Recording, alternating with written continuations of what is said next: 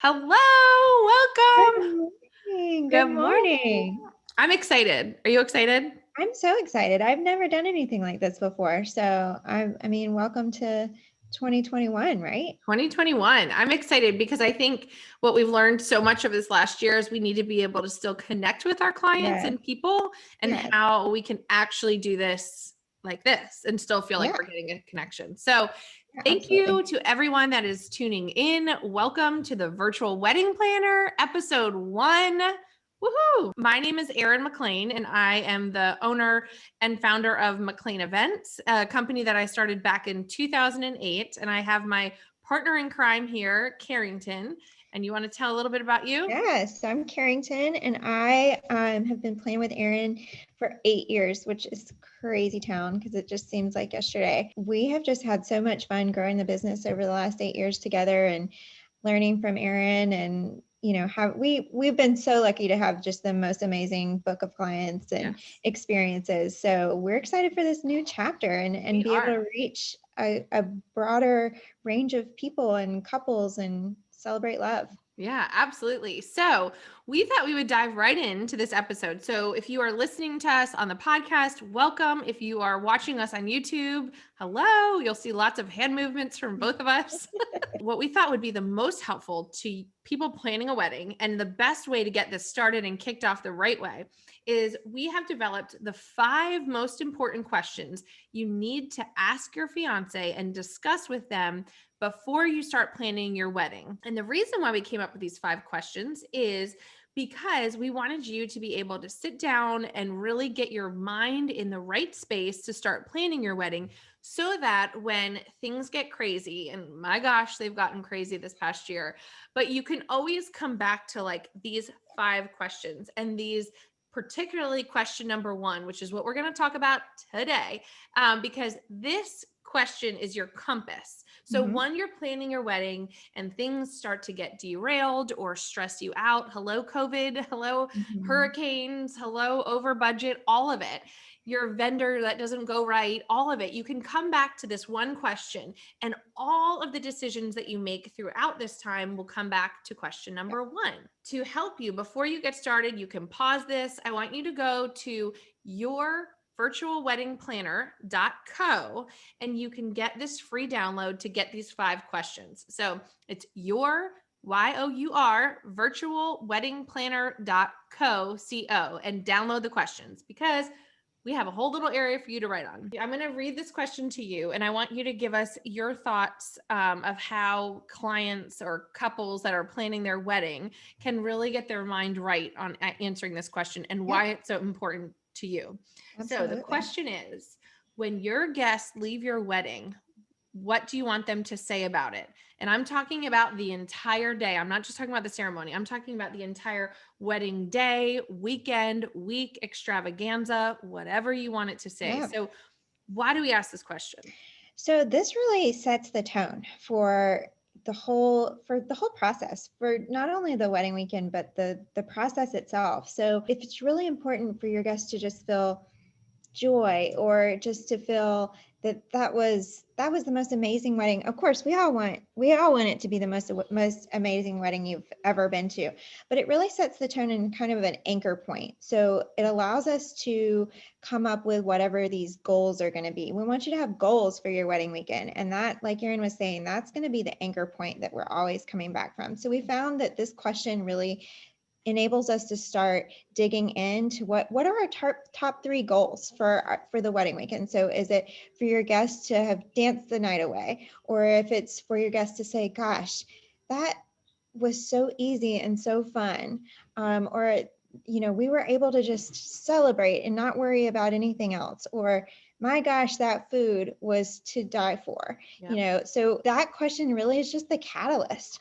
for diving into what is most important to you, which in turn is going to be what's most important to your guests. And that's really going to just set the tone for your wedding, and allow us to plan from that point on, and really, again, refer back to that and make sure that every decision that we're making in your plans is based in that goal and that wish for your wedding weekend. I also think it's important that when you as a couple start feeling stress through your planning. So if it's like your soon to be mother-in-law is calling because she wants to like invite her whole tennis club to your wedding, what not that that's really It happened. happens. It Listen, it does. happens.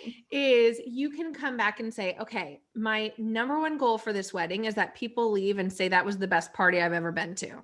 Yeah. Or I want them to leave saying, wow, that was the most beautiful thing. Mm-hmm. And then from there, we can make the decisions. Mm-hmm. I also think where this also helps is like when you start choosing.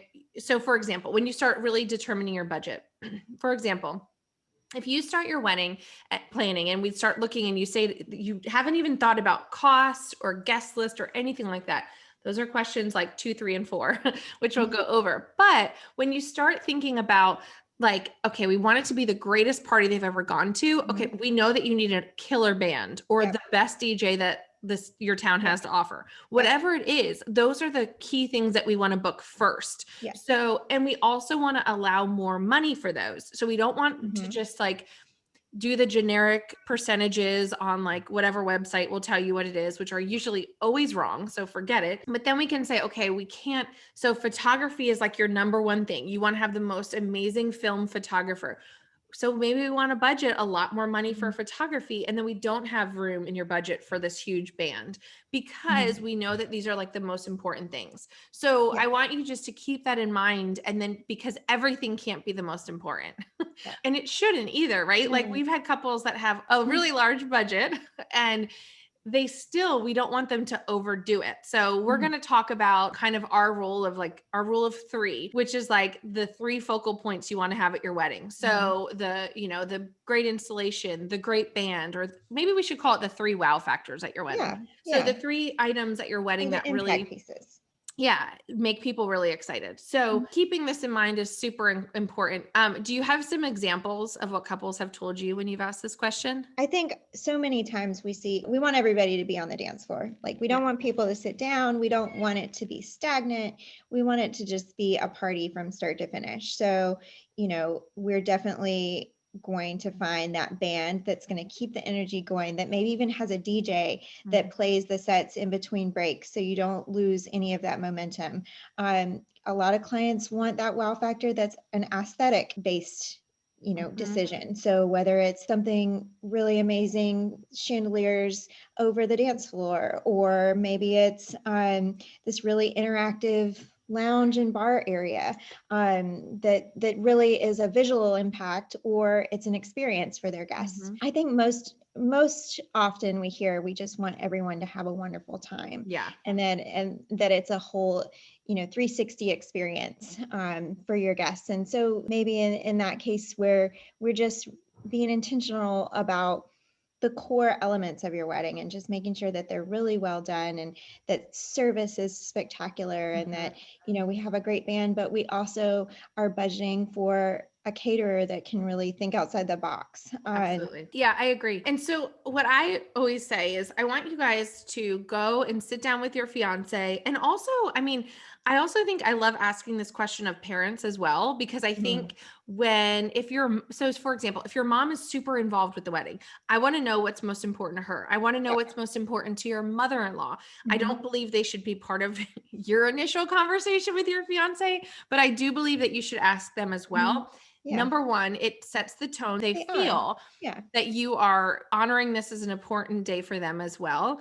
And then on the other side of that, it also allows them to tell you right off the bat anything that's like so it won't be catching you off guard 6 months in. So you're like, oh, okay. And then you weren't prepared for it. Exactly. And then the other thing is I want you guys to sit down and do this in a fun way. This shouldn't be where you're following your fiance around your home. Like, I need you to answer this question. I want you to sit down, pop a bottle of champagne, have some wine, tea, whatever is your jam, and like really put some thought into it. And this isn't a question of like must-haves at your wedding, right? Like this is different from must-haves. Must-haves are like great food, great band. Okay, fine. The must-haves come from the answer to this question. So this question, like I had a couple I mean, gosh, I don't know. This is a long time ago where we were talking about this question and she was like, I want them to say I'm the most beautiful bride they've ever seen. Okay, great. Let's do it. And I mean, Yeah. let's do it.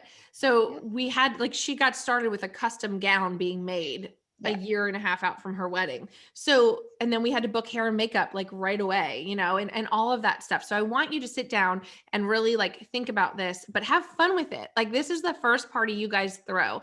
And what excites us about this new platform of us doing virtual wedding planning is that we can reach more couples and allow Mhm. more couples to have a great time planning, and then also talk about what's important to them as a couple. And I think Yeah. it's the engagement process should also be about working on your relationship. And this Mhm. is a great way to start the communication, because Yeah. who wants to find out 6 months in that your soon to be husband wants like a Broke down. bagpipe as you walk into the church or like into the reception, or you know, whatever that is. We want to know this stuff off the bat. So Yeah. that might still Yeah. come up 6 months, but if we can avoid it, we can. Nothing Um, wrong with bagpipes. We like Nothing. that. No, I love a bagpipe. I don't want it inside a space though. You know what I'm Yeah. saying? Yeah. Yeah. Give people earplugs as they walk in. But this has been so fun. I'm really excited about this podcast and YouTube channel and getting all this content out to you guys. Carrington and I have a passion for allowing couples to truly enjoy their planning process. Like this Mhm. should be a celebration, and we are here to Yes. guide you through it, and we can't Yeah. wait. So thanks for joining us, and we will come back. The next episode, we're going to talk about the question 2. So don't forget to go to yourvirtualweddingplanner.co and download this list of questions, and you can follow along. So we'll see you next time. Cheers.